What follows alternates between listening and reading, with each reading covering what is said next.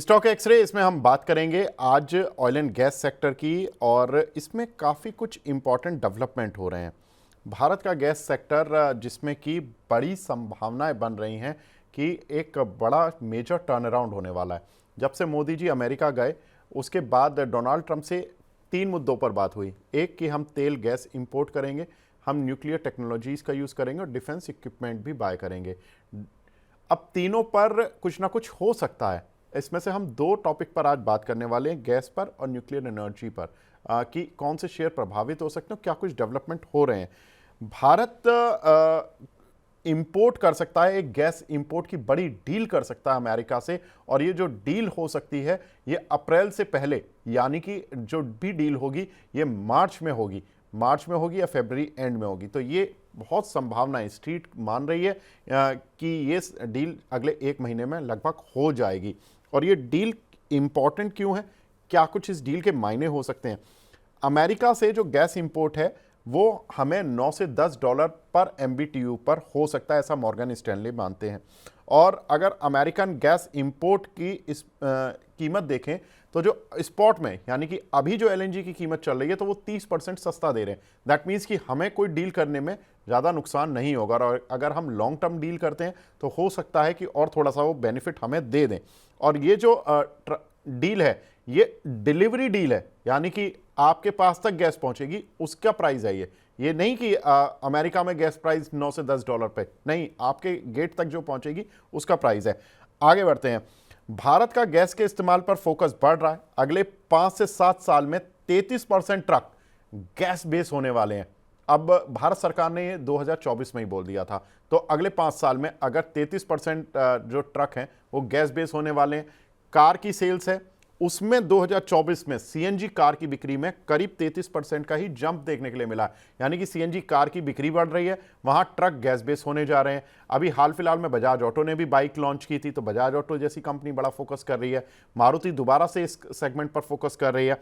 तो ये कहीं ना कहीं भारत में गैस सेक्टर को मजबूती दे रहा है। अब गैस का यूज कहाँ होता है, एक तो घरों में यूज होता है, तो जो घरों में सरकार का जो फोकस रहा है कि हर घर गैस होनी चाहिए, तो उसका फायदा मिलेगा। दूसरा कि अगर हम ये देखें कि ऑयल एंड गैस, जो ऑटो सेक्टर है, जो फर्टिलाइजर सेक्टर है, यहां पर गैस का यूज बढ़ रहा है। फर्टिलाइजर सेक्टर पर सरकार लगातार फोकस कर रही है कि हम अपने देश में ही फर्टिलाइजर का ज्यादा उत्पादन करें और अपने इंपोर्ट को कम करें। आप इंडिया के एनर्जी कंजम्पशन में देखिए गैस का कितना कंट्रीब्यूशन है, कुल 6%, यानी कि जितना हम ईंधन यूज करते हैं उनमें 56% ईंधन तो आज भी हम कोयले का यूज करते हैं। ऑयल 27% होता है, नेचुरल गैस केवल 6% है, रिन्यूएबल्स 6%, हाइड्रो 4% और न्यूक्लियर केवल 1%। तो जो 2 सबसे कमजोर पॉकेट हैं, जो कि जिनका कंट्रीब्यूशन इंडिया के टोटल एनर्जी कंजम्पशन में नहीं है, उसमें नेचुरल गैस और न्यूक्लियर आता है। और यहां पर ही अमेरिका कह रहा है कि आप हमारे साथ डील कर लो, हम आपके साथ अच्छी एक डील कर देंगे, और आपका जो ये ट्रेड डेफिसिट वाला मामला है, ये जो टैरिफ वेरिफ वाले मामले, ये सब हट जाएंगे। और ये डील हो सकता है कि अगले 1 महीने में आती हुई दिखाई दे। ये बहुत इंपॉर्टेंट चीज़ है। साथ ही अगर देखें तो यहाँ पे कमाई कैसे होगी ये मैं अंशुल जी से समझूंगा, लेकिन मैं एक चीज़ और बता देता हूँ आपको। इंडिया का जो गैस कंजम्पशन है वो कितना है और कितना एस्टिमेटेड है, इस पर भी एक रिपोर्ट देखते हैं। ये जो एनर्जी कंजम्पशन के डेटा थे ये UBS की एक रिपोर्ट से हमने लिए, और ये जो अब डेटा है ये राइस्टेड रिसर्च की एक रिपोर्ट है, जिसमें कि उन्होंने कहा है कि गैस कंजम्पशन इंडिया में 2024 में करीब 68.96 BCM था। 2030 तक ये बढ़कर 83.4 BCM हो जाएगा और 2035 तक तो ये 100 BCM के पार हो जाएगा। यानी कि अगले जो 11 साल में इंडिया में गैस की जो डिमांड होगी वो काफ़ी तेज़ी से होगी। और इंडिया में गैस ऑयल इतना ज़्यादा है नहीं, हमको इंपोर्ट ही ज़्यादा करना पड़ता है, और उसमें वहाँ पर बहुत सारी कंपनीज़ के लिए मौके मिल सकते हैं अगर वो इंपोर्टेड गैस को ठीक से मैनेज कर पाए। अब कुछ एक कंपनियों ने इसके लिए डील भी की थी हाल फिलहाल में, वो मैं डील भी बता देता हूँ आपको। डील की थी किसने, एक तो IOC ने, हाल में UAE की एक कंपनी है एडनॉक, जिसके साथ 14 साल की डील की है। GSPL ने फ्रांस की टोटल गैस से 10 साल की डील की थी। अक्सर गैस की जो डील होती है वो लंबी अवधि के लिए ही की जाती हैं, और इंडिया ने की भी हैं। दूसरी बड़ी चीज न्यूक्लियर एनर्जी भी है, लेकिन पहले मैं गैस वाली बात कर लेता हूं। अंशुल जी, GSPL पेट्रोनेट LNG, GSPL ने डील कर ली, पेट्रोनेट LNG अक्सर डील करती रहती है अरब जो ये कुवैत हैं, कतर हैं, इस तरह के देशों से, वहाँ से ज़्यादा डील करते हैं लोग। अब अगर अमेरिका से डील करेंगे और एक लंबी डील करेंगे, क्या कुछ कह रहे हैं इनके चार्ट और डेटा? क्या लगता है कोई बड़ा रिवाइवल लग रहा है इन दोनों काउंटर पर? सर जीएसपीएल के चार्ट थोड़े से नेगेटिव हैं, क्योंकि मंथली चार्ट पे 3 महीने की रैली आई थी और उसको 180 डिग्री रिवर्स भी कर दिया है। तो स्मार्ट मनी एग्जिट कर चुका है बहुत जल्दी। जब तक स्मार्ट मनी एंटर नहीं करता है, स्टॉक में रिवाइवल नहीं रहेगा। फिलहाल डाउनसाइड के भी जो टारगेट थे 281 के, वो कंप्लीट हो चुके हैं। तो अब ये स्टॉक शायद साइडवेज निकल जाएगा बेस बनाने के लिए। तो डाउनसाइड बहुत लिमिटेड है, लेकिन अपसाइड भी नहीं मिलेगी। स्टॉक एक बड़ा बेस बनाता हुआ दिखेगा जीएसपीएल। और ठीक पेट्रोनेट है। एलएनजी में अगर आप देखेंगे, पेट्रोनेट में, तो इस स्टॉक में अभी गिरावट थोड़ी सी बची हुई है। 308 के नीचे क्लोजिंग है, बैक में 310 313 तक आ सकता है। बट 246 का डाउनसाइड टारगेट बचा हुआ है। तो इस काउंटर में भी डाउनसाइड दिख रही है। ठीक है, तो अभी थोड़ी सी डाउनसाइड है, लेकिन यहाँ पर अगर अंशुल जी इनमें कुछ बड़ी डील आती हैं आने वाले समय में और इंडिया के गैस सेक्टर में कुछ रिवाइवल आता है, तो ये कहाँ तक जा सकते हैं? नीचे का पॉइंट बता दीजिए कि यहाँ पर आ जाए तो चलो ठीक है, ये यहाँ पे हमारे रिस्क खत्म हो जाएगा, और यहाँ से अगर हम रिस्क लेना चाहें तो किस लेवल पर लें और किस लेवल तक लें? सर रिस्क अगर लेना ही है तो पेट्रोनेट में थोड़ा सा डाउनसाइड दिख रहा है 246 तक, तो 246 पे लीजिए। जीएसपीएल ऑलमोस्ट बॉटम्ड आउट लग रहा है। अपसाइड कम दिख रही है, लेकिन बॉटम्ड आउट है, तो रिस्क आपकी कम रहेगी। तो अगर न्यूज ब्रेक होती है और इस टाइप की कोई चीज मिलती है, फिर वो ये buy on rumour sell on confirmation. तो अगर किसी को लेना है तो अभी रूमर्स पे ही ले लीजिए। जिस दिन कंफर्मेशन हो जाएगा कि हाँ सब चीज हो गई है, तब रिटेल पब्लिक घुसेगी खरीदने के लिए, तब आप प्रॉफिट बुक करके निकल जाइएगा। तो buy on rumour sell on confirmation के लिए अभी रूमर पे आपको रिस्क लेना पड़ेगा, कंफर्मेशन पे आप बुक करके निकल जाइएगा। ठीक है सर, आईओसी, आप तो इस काउंटर को काफ़ी अच्छे से ट्रैक करते भी हैं, आईओसी में क्या लग रहा है? सर क्रूड में डाउन मूव स्टार्ट हुई है। एक लास्ट वीक में थोड़ा सा पुल बैक आया था, वो पुल बैक ऑलमोस्ट खत्म है। तो अब वापस से यहाँ पे डाउन मूव आना स्टार्ट होगी। तो क्रूड में अगर डाउन मूव स्टार्ट होती है, तो ये मेजर सपोर्ट 70 था, उससे बाउंस बैक कर रहा है। एक दो हफ्ते बाउंस बैक कंटिन्यू रह सकता है, बट इवेंचुअली जब 70 टूटेगा तो 64 रुपीज तक नीचे आ सकते हैं। अब 64 आता है तो आईओसी और इन सब के लिए काफी पॉजिटिव होगा। और अगर गैस सप्लाई भी स्टार्ट करते हैं तो उस पर भी इनको, ये तो माल बेचने वाले हैं, तो इनको कमीशन तो चाहे पेट्रोल बेचें, डीजल बेचें, चाहे गैस बेचें, इनको कमीशन मिलना ही है। तो उस हिसाब से चाहे वो नेचुरल गैस की डील हो, चाहे क्रूड प्राइसेस नीचे आए, दोनों इनके लिए काफी पॉजिटिव रहेगा। बिल्कुल। तो सर आईओसी में क्या स्टॉप लॉस और टारगेट लेकर चलें अभी, मतलब क्या टारगेट रहेगा और क्या स्टॉप लॉस रहेगा? यहाँ से 50 डे मूविंग एवरेज और ऑर्डर फ्लो दोनों 131 रुपए पे है, तो 131 तक तो आ जाएगा। 131 के पास कंसोलिडेशन स्टार्ट करेगा, फिर जब ब्रेकआउट देगा तो स्टॉक ऊपर चलेगा। तो यहाँ से अगर किसी को लेना है तो 112 रुपए का क्लोजिंग बेसिस स्टॉप लॉस लगाएं।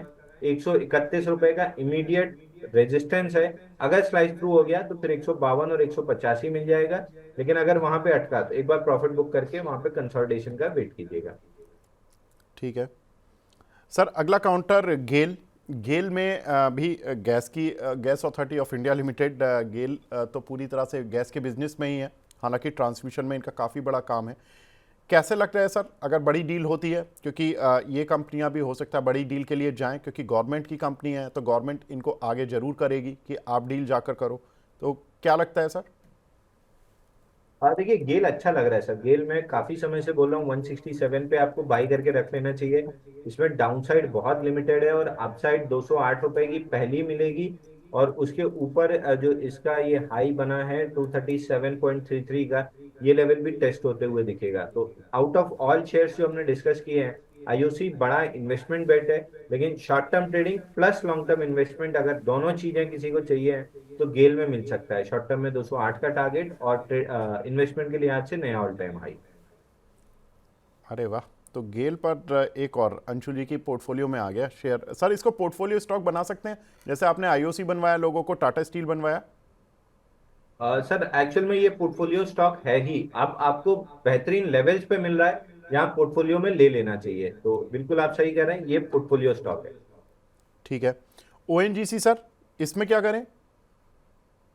ओएनजीसी थोड़ा सा भी चार्ट पे दिक्कत, इनकी पूरी ओके। खत्म नहीं हुई है। बैक में भी वॉल्यूम नहीं है।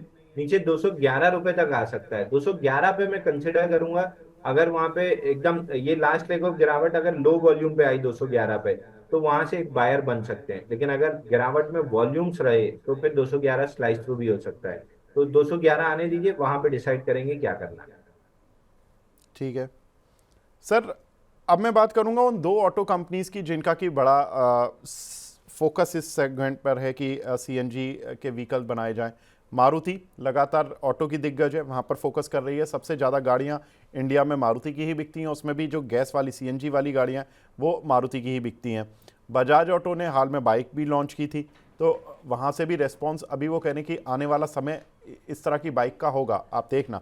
तो ये जो दोनों कंपनियां हैं, इनमें कोई लग रहा है काउंटर जहां पर कि इन्वेस्टर थोड़ा बेट लगा सकते हैं 5-10 साल के लिए? क्योंकि ये डील जब बड़ी होंगी, गवर्नमेंट के जब अनाउंसमेंट आते हैं तो सर एक साथ आते हैं। ऑलरेडी अनाउंसमेंट में कुछ बता चुका हूं जो कि इंडिकेट कर रहे हैं कि कुछ ना कुछ गवर्नमेंट भी सोच रही है, बड़ा कर रही है। और अगले अगर 1 महीने में ये डील्स हो गई, 1-2 महीने में, तो मेजर शिफ्ट हो जाएगा सर। क्या लग रहा है सर इन दोनों काउंटर पर? सर मैं एनी डे अपनी पेट्रोल वाली गाड़ी छोड़ के एनी डे टू व्हीलर की बात कर रहा हूँ, एनी डे में जाके सीएनजी या इलेक्ट्रिक गाड़ी लेना पसंद करूंगा। लेकिन दोनों के साथ एक ही प्रॉब्लम है, रिफिल की। पेट्रोल तो मैं जाता हूँ 2 मिनट में पेट्रोल भरवा के चला आता हूँ। सीएनजी डलवाने के लिए मेरे को दो दिक्कत है। एक तो स्टेशन कम है, तो वो दिक्कत आती है, इसकी वजह से मैं छोड़ देता हूँ। इलेक्ट्रिक का ये है कि घर के नीचे या फिर अगर आप अपार्टमेंट या मल्टी स्टोरी बिल्डिंग में रह रहे हो तो आपको ग्राउंड फ्लोर तक वो चार्जिंग की व्यवस्था लाना। तो ये एक जो बैरियर है ना, ये थोड़ा सा सेल्स को कम रख रहा है। और अगर गवर्नमेंट पूरी तरीके से इसके सपोर्ट में आ जाए, कोई भी सेक्टर जब गवर्नमेंट उसके सपोर्ट में आ जाती है तो वो सेक्टर एकदम तेजी से चलने लगता है। जैसे पीछे हमने देखा, रेलवे के सपोर्ट में आई, रेलवे चल गए। ईवी के सपोर्ट में आया, ईवी चल गया। सोलर के सपोर्ट में आया, सोलर चल गया। अब अगर गैस के सपोर्ट में गवर्नमेंट आ रही है कि उनको गैस पे फोकस करना है, और गवर्नमेंट कभी साल 2 साल के लिए फोकस नहीं होती है, उनका प्लान 8-10 साल 15 साल का रहता है। तो अब ये सेक्टर बड़ा पैसा आपको बना के दे सकता है, चाहे वो गाड़ी बेचने वाले हों, चाहे वो स्टेशन बनाने वाले हों, चाहे वो गैस बेचने वाले हों, मतलब इंपोर्ट करने वाले हों, चाहे वो गैस डिस्ट्रीब्यूट करने वाले हों। तो ये एक सेक्टर है जो नया विनर बन के उभर सकता है। क्योंकि पूरी गिरावट में जितने स्टॉक्स हमने डिस्कस किए हैं गैस से रिलेटेड, इनमें गिरावट बहुत कम रही है। तो सर नेक्स्ट गैस रैली में ये डिस्ट्रीब्यूशन, जी मर्ज हो बिल्कुल सकता बिल्कुल है। Sir, continue please. जी, तो मारुति ठीक लग रहा है। अगर आप स्पेसिफिकली मारुति पूछ रहे हैं तो करेक्शन 10,700 से कंप्लीट करके सबसे तेजी से यही काउंटर ऊपर आया है। और अगर कहीं 13,600 के ऊपर क्लोज कर लेता है तो मारुति में बड़ा ब्रेकआउट भी बन जाएगा। फिलहाल कंसोलिडेशन मोड में है। मैं तब इंटरेस्टेड रहूंगा जब ये 13,600 के ऊपर कंफर्टेबली ट्रेड करने लगेगा। तब रिस्क रिवॉर्ड कंप्लीटली बुल्स के फेवर में आ जाएगा। कहीं भी 16-16,500 के टारगेट खुल जाएंगे। जी सर, आपने डिस्ट्रीब्यूशन कंपनीज की बात की, लाइक आईजीएल, एमजीएल, इनमें किसी में कोई मूव दिख रहा है आपको?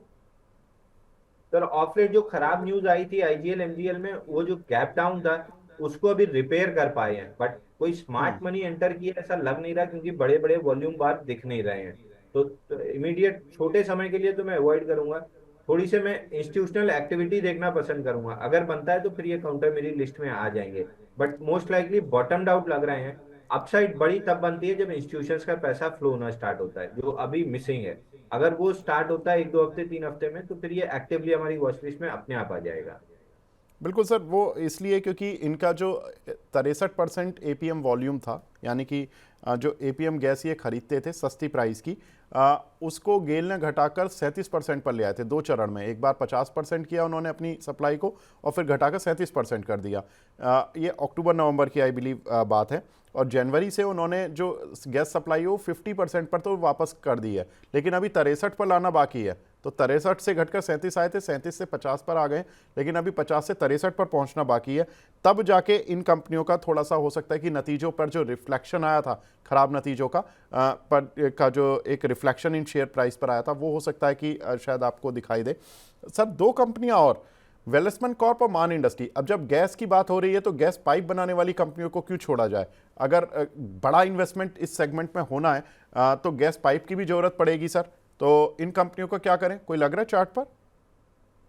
सर मैन इंडस्ट्रीज तो टॉप आउट काउंटर था, और नीचे के लोअर लेवल्स 240 तक के टारगेट थे जो अचीव भी हो गए हैं। तो इसमें एटलीस्ट अपसाइड तो नहीं दिख रही है, तो मैं इसको अवॉइड करके चलूंगा। दूसरा वेल कॉर्प, इसमें जरूर अपसाइड दिख रही है। ऑल टाइम हाई के पास भी है। बाजार देखिए कहाँ से कहाँ टूट गया, और ये ऑल टाइम हाई के पास ही साइडवेज चल रहा है। तो ये होते हैं नेक्स्ट बिग विनर्स। अगर इनमें ब्रेकआउट बन जाता है और मार्केट वहां से बॉटम आउट होकर चलना चालू करती है, तो ये काउंटर होते हैं जो आराम से फर्स्ट ही लेग में 40-50% का मूव दे जाते हैं। तो प्रीएम्प्टिव बाई नहीं करना है। मार्केट में रिवर्सल बनता है और ये स्टॉक अगर 830 रुपए के ऊपर सस्टेन करने लगता है, तो ये एक बड़ा विनर हो सकता है। 50, 60, 70% की अपसाइड आराम से दे सकता है। बट प्रीएम्प्टिव नहीं लेना है। 830 के ऊपर जब कंफर्मेशन मिल जाए तभी इस काउंटर को बाई करना है। ठीक है, तो सभी सेगमेंट पर आई थिंक बात हो गई है, जो कि अगर गैस की कोई भी डील होती है तो आपको कहाँ पर फ़ायदा मिल सकता है on the basis of the fundamental, on the basis of the chart. लेकिन अब बात करते हैं न्यूक्लियर एनर्जी पर। न्यूक्लियर एनर्जी बनाने के लिए जो टेक्नोलॉजी है उस पर भी डील के जो डील होगी उसके कुछ फाइन प्रिंट्स हमें आते हुए दिखाई दे सकते हैं, और ये भी डील जो होगी वो अगले 1 से 1.5 महीने में होती हुई दिखाई दे सकती है। एनटीपीसी ने न्यूक्लियर एनर्जी क्षमता बढ़ाने का ऑलरेडी टारगेट बढ़ा दिया है। गवर्नमेंट ऑफ इंडिया ने कहा कि आप न्यूक्लियर एनर्जी को ज़्यादा से ज़्यादा बनाइए, और ये एनटीपीसी पहले तो इस चीज़ पर किसी ने गौर नहीं किया था, लेकिन जब ये अमेरिका के साथ डील की बात हो रही है तब से ये बातें अब थोड़ी सी हाईलाइट हो रही हैं।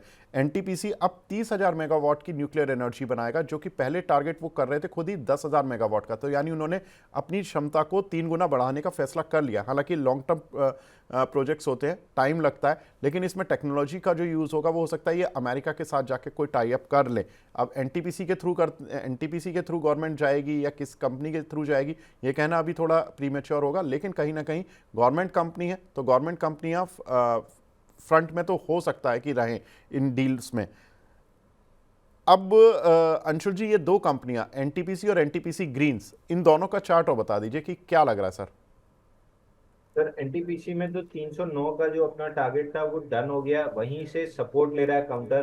तो डाउन साइड तो लिमिटेड दिख रही है, लेकिन ऊपर में 357 निकलना भी फिलहाल शॉर्ट टर्म में मुश्किल है। अभी 50 डे मूविंग एवरेज पे खड़ा है। 330 निकलता है तो 357 तक आ सकता है। बट उसके बाद से काउंटर में बेस बिल्डिंग और साइडवेज ज्यादा हो जाएगा। तो मेरा ट्रेडिंग के लिहाज से कोई इंटरेस्ट नहीं आ रहा है, और इन्वेस्टमेंट के लिहाज से प्लान बनना अपनी जगह, एग्जीक्यूट होना अपनी जगह। अगर एग्जीक्यूशन की तरफ जाने लगता है तब जरूर इस पे मल्टीपल लोग रिपोर्ट्स भी बनाना स्टार्ट कर देंगे, तो हमको भी क्लियर हो जाएगा कि हाँ ये सिर्फ बातों से आगे बढ़ के जमीन पे भी काम होने लगा है। तो उस समय इन्वेस्टर्स का इंटरेस्ट आना चाहिए। एनटीपीसी ग्रीन आईपीओ के बाद आईपीओ लो तोड़ चुका है। आईपीओ का जो लो था उसके नीचे ट्रेड कर रहा है। तो जब तक ये काउंटर 115 के ऊपर आके ट्रेड करना नहीं स्टार्ट करता है, टेक्निकली कोई स्ट्रेंथ नहीं रहेगी। फिलहाल के लिए डाउन मूव भी खत्म लग रही है। बाउंस बैक है जो 111-12 तक आ सकता है।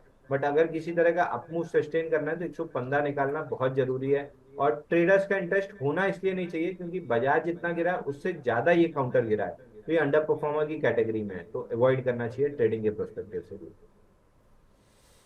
ठीक है, तो न्यूक्लियर एनर्जी पर बात हो गई, गैस पर बात हो गई, गैस से जुड़ी हुई सभी सेगमेंट पर बात हो गई है।